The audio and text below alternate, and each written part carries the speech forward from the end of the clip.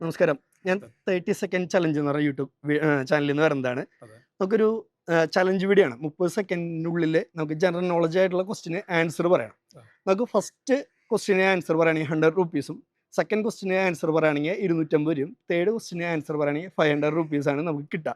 നമുക്ക് ഇപ്പോൾ ഫസ്റ്റത്തെ ആൻസർ പറഞ്ഞു, സെക്കൻഡ് ആൻസറിൽ നമുക്ക് സെക്കൻഡ് ആൻസർ ചോദിക്കുമ്പോൾ അത് കിട്ടിയില്ല എന്നുണ്ടെങ്കിൽ നമുക്ക് പാസ് ചെയ്യാം. പാസ് ചെയ്യുകയാണെങ്കിൽ ഫസ്റ്റ് ആൻസറിൻ്റെ എമൗണ്ട് കിട്ടും.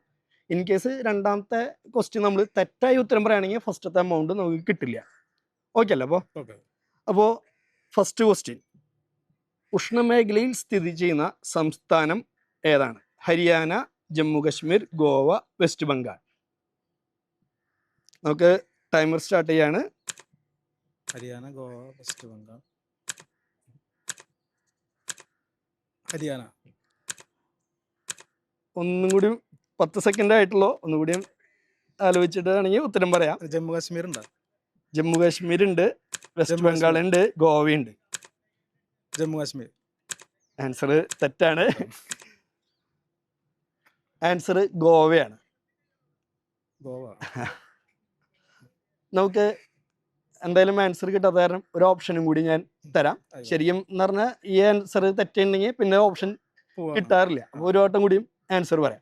കേരളത്തിൽ നിന്ന് ഒളിമ്പിക്സിൽ ആദ്യമായിട്ട് പങ്കെടുത്ത വനിത. ഓപ്ഷൻസ് പി.ടി. ഉഷ, ഷൈനി വിൽസൺ, എം.ഡി.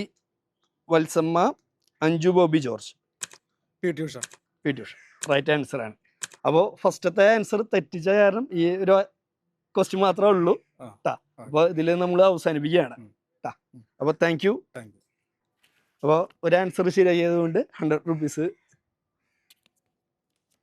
കിട്ടുക. ഹാപ്പി അല്ലേ? Okay, thank you. ഈ ചാനൽ കണ്ടുകൊണ്ടിരിക്കുന്ന പ്രേക്ഷകർ തീർച്ചയായിട്ടും ഈ ചാനൽ ഒന്ന് സബ്സ്ക്രൈബ് ചെയ്യുക. അപ്പോൾ താങ്ക് യു.